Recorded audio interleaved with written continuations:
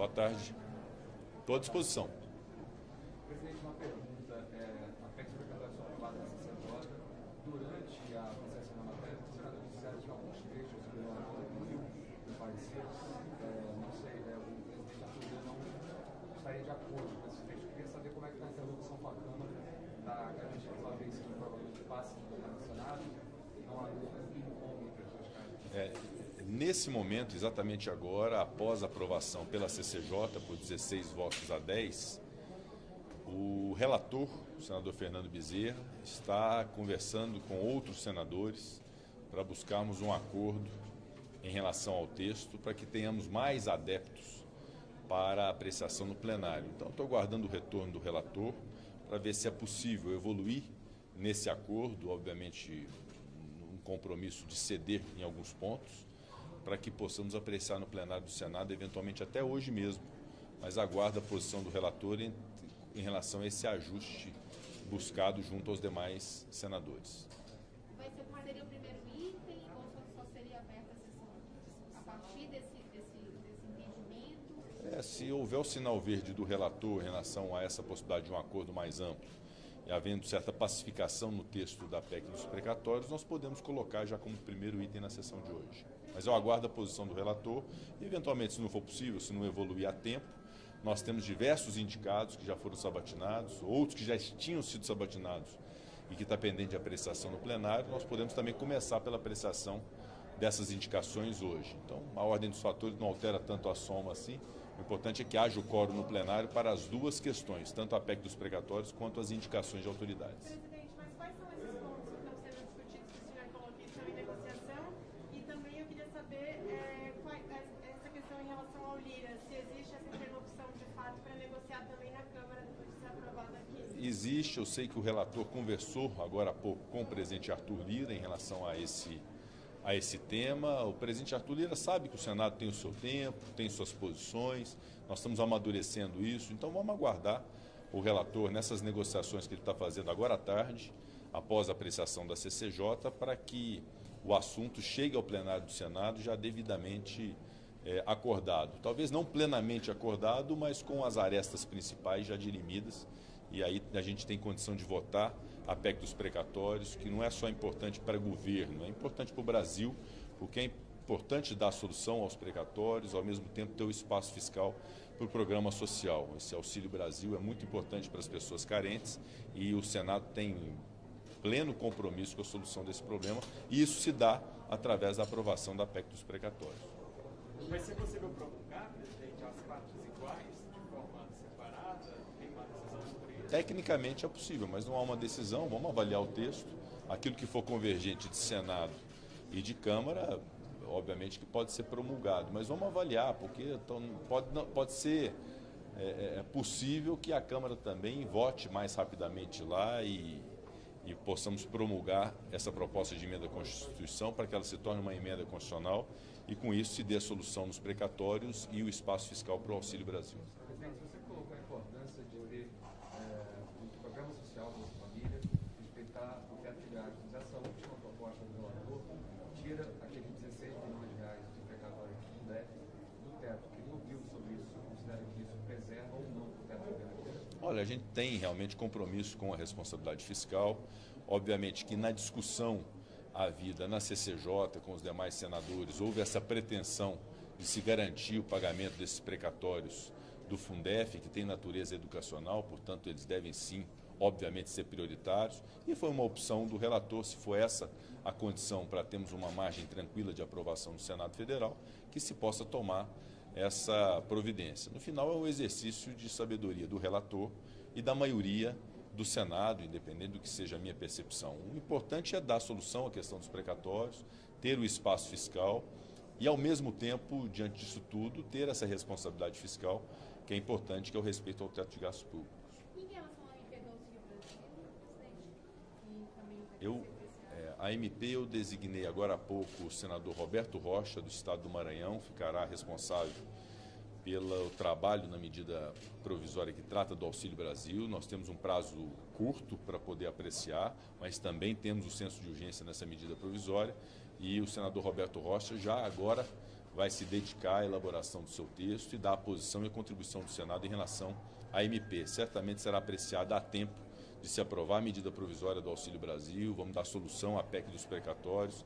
Essa é a forma do Senado colaborar com a sociedade brasileira na solução dos principais conflitos que se avizinham agora ao final do ano. Nós precisamos definir todas essas questões e isso se faz com o trabalho que nós estamos empenhando hoje no Senado. Presidente, uma das mudanças negociadas é vincular todo o espaço fiscal da PEC àquelas despesas, Auxílio Brasil, despesas obrigatórias. O senhor acha que isso blinda esse espaço fiscal de uma farra eleitoral no próximo ano, que é uma crítica que o governo tem recebido até agora? Olha, ao se ter essa ideia relativamente a essa definição da destinação do orçamento a partir desse espaço fiscal, eu acho que é uma ideia bem-vinda. O relator, o senador Fernando Bezerra, assimilou bem a ideia, foi uma evolução da discussão do Senado, e sendo essa a expressão da maioria do Senado, vamos aprovar nesse sentido. Acho até que pode ser muito interessante para poder garantir o bom emprego dos recursos públicos relativos ao orçamento público. Presidente, amanhã acontece essa batina do indicado ao STF no ministro André Mendonça. Sua expectativa é levar o plenário já amanhã? Qual a sua expectativa? Nós temos vários indicados já sabatinados, amanhã nós teremos outras sabatinas, inclusive do ministro André Mendonça. A intenção é levar e tentar esgotar ao máximo a apreciação dessas indicações pelo plenário do Senado. O tempo é de fato exíguo, porque hoje, se nós votarmos a PEC dos precatórios, vai tomar boa parte da sessão na discussão desse tema, mas temos ainda quarta-feira, quinta-feira, e se não for suficiente também o esforço concentrado dessa semana, não há problema algum, podemos pedir um novo esforço concentrado, ou decidir por um novo esforço concentrado. O importante é nós fazermos a apreciação de todas as autoridades até o final do ano. E no caso do ministro André Mendonça, uma vez sabatinado na Comissão de Constituição e Justiça amanhã, ele será apreciado na sessão do Senado amanhã mesmo. Presidente, por favor, o senhor falou sobre responsabilidade fiscal. Como é que o senhor avalia o fato do Auxílio Brasil ter se tornado um programa permanente por esse texto que foi aprovado na CCJ e não ter uma fonte de compensação? Como é que fica essa questão? Essa foi uma ideia que foi muito bem acolhida, vinda do líder do MDB, senador Eduardo Braga, preocupado com essa questão do auxílio para que fosse uma política de natureza permanente. O relator buscou, então, construir uma solução para isso, aceitou essa previsão e agora cabe à política essa definição da fonte de custeio e é o ideal que haja, ao invés de incremento a partir da criação de impostos ou de uma nova tributação, que se possa fazer a partir da readequação do orçamento, do corte de gastos públicos, para que possa haver a sustentação do programa social. A questão é que a prioridade absoluta em termos de gastos é o gasto com o Auxílio Brasil, com a política de assistência às pessoas carentes. E, naturalmente, que a fonte disso deve ser dada pelo próprio orçamento, de preferência com corte de gastos públicos. Presidente, a consultoria de orçamento do Senado divulgou ontem uma nota técnica alegando que o ato conjunto das mesas descumpre a decisão do Supremo referente às emendas de relator e que é possível, sim, que os relatores gerais tinham uma documentação, algum tipo de documentação das emendas que foram distribuídas e dos seus autores. O senhor discorda da consultoria dessa análise? Não, eu considero que a consultoria de orçamento, a consultoria legislativa do Senado tem uma posição unânime, uniforme por parte das suas direções, no sentido daquela manifestação que foi feita pelo Senado e pela Câmara ao Supremo Tribunal Federal. O que houve foi um consultor, a pedido de um parlamentar, o que é inclusive prerrogativa do parlamentar, que buscou ter uma análise à luz daquilo que o parlamentar deseja que seja interpretado. Isso acontece muito no Senado Federal, acontece também na Câmara dos Deputados, que são pareceres da consultoria para dar sustentação à tese do parlamentar. Eu respeito isso, evidentemente, mas reafirmo que tudo quanto foi manifestado ao Supremo Tribunal Federal é a expressão daquilo que é a realidade em relação às emendas de relator. A emenda de relator tem uma rubrica, que é de responsabilidade do relator, e a essa altura não se pode ter, em razão da desobrigação legal, a exatidão daquilo que abasteceu o relator de informações para que ele pudesse fazer as suas indicações de emenda de relator, que foi justamente o que o projeto de resolução visou corrigir, que foi justamente a partir de agora se ter uma clareza de quais são as reivindicações, as requisições feitas ao relator, exigindo agora que haja um banco de dados para isso. O que eu não posso, como presidente do Congresso Nacional, agora é buscar informações em papéis ou informações oficiosas e inexatas para poder formar um bojo de informações que não serão exatas e prestá-las ao Supremo Tribunal Federal, até porque a lei não determinava assim. Há até um equívoco da lei que está buscando ser corrigido agora com esse projeto de resolução. Mas essa manifestação que fiz ao Supremo Tribunal Federal, com a clareza de que o orçamento tem uma destinação muito clara, de um processo orçamentário que é muito claro exatamente para onde está indo cada um desses recursos, a origem dele, que é a partir do trabalho do relator-geral do orçamento e que é fomentado pelo trabalho feito pelo relator-geral do orçamento, junto a parlamentares, junto a instituições, junto a prefeitos municipais, e agora com o incremento e o aprimoramento desse projeto de resolução que foi aprovado pelo Congresso Nacional. E qual será o valor do orçamento de 2022? Porque ali no limite do projeto que foi equivalente à soma das emendas impositivas, né? Isso pode chegar a 17 bi. É esse o valor? O projeto de resolução, além de dar esta obrigatoriedade que antes não existia ao relator-geral do orçamento de identificar as requisições, as reivindicações de cada uma das emendas por ele, de responsabilidade dele, também traz no bojo dessa resolução uma obrigação que me parece também interessante, que é conferir limitações orçamentárias ao relator-geral do orçamento, para que as suas indicações, a partir de suas rubricas, sejam tão somente na soma das emendas individuais e emendas de bancada. Portanto, um teto referente a essas emendas de relator. Agora, o valor exato, eu confesso que eu não sei quanto seria, mas é um dispositivo de ordem qualitativa muito interessante, porque ele dá limitações ao relator, e isso, obviamente, foi da avaliação dos deputados e dos senadores para que houvesse a aprovação do projeto de resolução. Eu acho que isso ajudou muito, porque além da transparência maior ainda desejada pelo Supremo na sua decisão, houve, além disso, o estabelecimento desse teto daquilo que o relator-geral do orçamento pode indicar na sua peça orçamentária. Presidente, o espaço para a emenda de relator está vinculado à aprovação da PEC dos precatórios? Desculpa, Flávio. O espaço para a emenda de relator está vinculado à aprovação da PEC dos precatórios? Não há essa vinculação. A PEC dos precatórios confere uma solução ao problema dos precatórios, que é um direito de quem é credor e uma obrigação de quem paga, no caso a União, obedecendo que é a imposição do Supremo Tribunal Federal dos 89 bilhões, ao mesmo tempo estabelecendo negócios jurídicos possíveis para poder zerar os precatórios, dando o espaço necessário para poder haver, inclusive, especialmente, programa social. É esse o objetivo. As emendas de relator, ela tem sua natureza, agora com esse aprimoramento do projeto de resolução, eu espero muito que esse orçamento possa ser destravado, que possa haver a sua execução e ser aferido para e passo cada um desses encaminhamentos, cada uma dessas emendas, com a clareza que todos nós queremos. O que definitivamente não dá é para criarmos informações a essa altura, buscarmos informações a essa altura que não terão caráter oficial, que não terão caráter de exatidão, porque a lei, antes, bem ou mal, a lei não exigia, por parte do relator, a coleta e um banco de dados específicos em relação a isso. É um trabalho do relator que se presume de boa-fé e que deve se confiar para que possa haver a execução desse orçamento para beneficiar milhares de pessoas. São contratos de pavimentação, são contratos de obra, muitos recursos da saúde, ouso dizer até que os recursos mais substanciais de saúde, para cirurgia eletiva, para medicamentos, para atenção de média e alta complexidade, Brasil todo está nas emendas de relator, estão nas emendas de relator, então é muito importante nós buscarmos um consenso que possa dar solução a isso.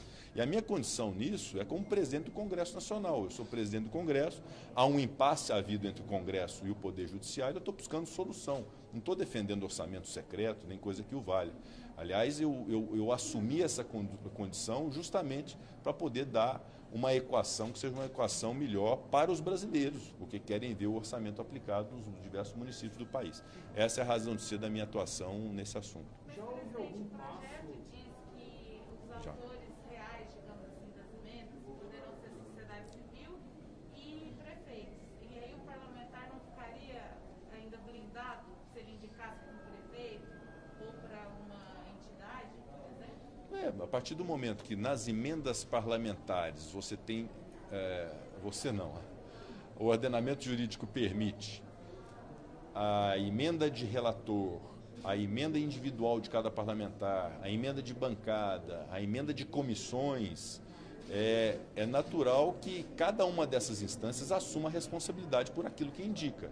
Então, um deputado federal, quando indica uma emenda parlamentar, que é a base da democracia, que é importante se ter, porque é um exercício de uma atuação legislativa daquele que conhece a sua base eleitoral, sabe as suas necessidades, por isso ele faz emendas para que vá para o hospital, vá para o município mais carente. Então, essas emendas são muito interessantes para uma estrutura orçamentária. Nunca se questionou quando um deputado indica uma emenda para o município A e não para o município B, porque ele fez isso. Ele tem critérios discricionários de natureza política, do conhecimento que ele tem. Isso se aplica também ao relator. O que o projeto de resolução faz é que o relator, considerando que ele tem uma responsabilidade sobre todo o orçamento do Brasil, ele possa discriminar as requisições que lhe foram feitas. E aí é possível se identificar para onde está indo esse recurso. É para o hospital específico no município tal. É possível, então, identificar se aquela execução orçamentária está sendo bem feita. Isso já é possível hoje. O que nós vamos identificar agora é o hospital é que requereu aquele recurso, ou foi um parlamentar, ou foi um prefeito municipal, ou foi uma associação. Então, essa clareza que, de fato, se busca com a resolução, na linha do que foi a decisão do Supremo Tribunal Federal, lembrando que em qualquer situação que seja a atual, seja a passada, seja essa futura com a proposta de resolução, há uma clareza. Todo recurso ele tem um endereço certo e apurado. É perfeitamente possível identificar para onde está indo cada centavo do recurso público a partir de emendas de qualquer natureza. Essa é uma desinformação que eu vi sendo passada em alguns momentos, dizendo que era um recurso que não se sabia para onde ia. Não, não tem isso. O recurso ele vai especificamente para cada ente federado, município, Distrito Federal, estados, vai para fundações filantrópicas, para santas casas, então ele é apurado. E o que nós estamos incrementando, através dessa resolução, é a possibilidade do relator, então, indicar a origem da sua informação e da sua responsabilidade de inserir aquela emenda no seu relatório geral de orçamento. É esse o objetivo do projeto de resolução. Já, qual é o próximo passo? Houve um diálogo com o STF a partir da decisão de ontem no plenário do regulamento sobre... Na verdade, ao Supremo Tribunal Federal, nós encaminhamos uma missiva do ato conjunto da mesa das duas casas, com as providências que foram tomadas de discriminação individual de cada uma das emendas parlamentares e emendas de relator, a destinação de cada uma delas, a demonstração do alcance dessas emendas de relator, todos os estados da federação, mais de 80% dos municípios alcançados por essas emendas de relator, muitos recursos na área da saúde, que é algo que nós precisamos atender de maneira mais imediata. Então, toda essa demonstração foi feita ao Supremo Tribunal Federal e, ao mesmo tempo, comunicamos ao Supremo o ingresso do projeto de resolução, que ainda não estava aprovado. Ontem ele foi aprovado, com inclusive modificações por parte do relator, que foi essa limitação às emendas de relator, o relator do projeto de resolução mudando a emenda de relator, tendo então um limite. E agora nós comunicaremos o Supremo da aprovação, em que temos foi a aprovação dessa resolução, para que o Supremo possa então tomar a sua decisão, à luz de tudo quanto foi possível nós apresentarmos ao Supremo de absoluta boa-fé para demonstrar a necessidade de se executar o orçamento da União no Brasil, desses recursos que, repito, é perfeitamente possível se identificar cada centavo para onde está indo. É esse nosso intuito de buscar esse consenso, resolver esse impasse e destravar o orçamento público. Oi? Não há data para comunicação, mas vai ser breve. Eu creio que até amanhã nós possamos fazer essa comunicação ao Supremo Tribunal Federal, em adendo àquilo que já foi feito, do trabalho que eu apresentei, inclusive, pessoalmente apresentei à ministra relatora Rosa Weber, apresentei também ao ministro Luiz Fux, expus a ele todas as circunstâncias relativamente a essa questão do orçamento, e o Supremo, portanto, cabe decidir essa questão do orçamento público. O importante é nós mantermos a boa relação, a harmonia, não há dúvida alguma, de respeito às duas casas, e é muito importante que o Supremo tenha uma compreensão plena do que é a realidade dessa questão do orçamento, e a má-fé não pode ser presumida. O que se tem que presumir é a boa-fé, e eu posso afirmar que há boa-fé do Congresso Nacional na condução desse assunto junto ao Supremo Tribunal Federal. Presidente, só para esclarecer sobre a PEC explicatória do calendário, a ideia é votar em 2 turnos hoje, logo, e amanhã promulgar ou enviar para a Câmara de volta, é isso? Não se pode promulgar. Se houver modificações do que foi feito da Câmara, tem que voltar para a Câmara dos Deputados. A intenção é, eu aguardo o relator, o senador Fernando Bezerra, me posicionar em relação ao acordo mais amplo. Pode ser que algum senador peça mais tempo para poder fazer a avaliação, aí não seria hoje. Se houver uma sinalização positiva do relator, senador Fernando Bezerra, nós podemos colocar já na pauta de hoje do Senado e aprovarmos essa PEC, que eu reputo uma vez mais, é muito importante que seja aprovado, porque é a solução dos precatórios e é o espaço fiscal para o Programa Social do Auxílio Brasil. Presidente, mas aí aprova em 2 turnos hoje? Se houver anuência da quebra de interstício, poderia ser apreciado em 2 turnos, mas é algo que eu não quero cravar nem afirmar categoricamente, porque depende da dinâmica do plenário, como depende também da dinâmica das soluções dos acordos que estão se buscando fazer, para poder, inclusive, pautar na data de hoje. Tá? Obrigado. Obrigado.